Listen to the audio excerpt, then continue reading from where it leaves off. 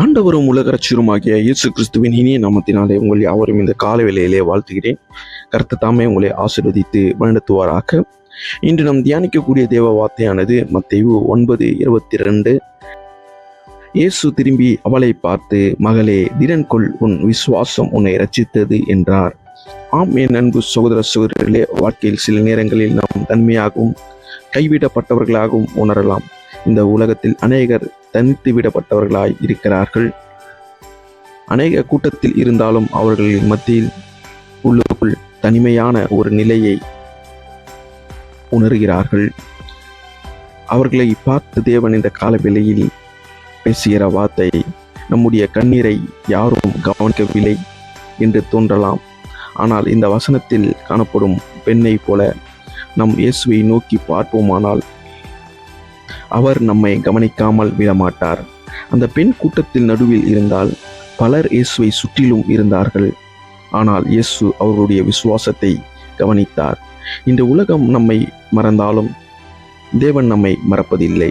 உலகம் சூழ்ந்து கொண்டிருந்தாலும், உலகம் தடுத்தாலும் உங்களை தேவன் ஒரு காலமும் அவருடைய பார்வையில் நீங்கள் மறைத்து வைப்பதில்லை.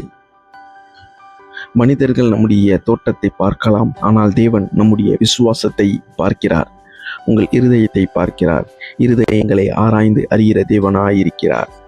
ஒரு மின்விளக்கு இருளை அகற்றுவதற்கு பெரிய சக்தி தேவையில்லை. அது மின்சாரத்தோடு இணைந்திருந்தாலே போதும்.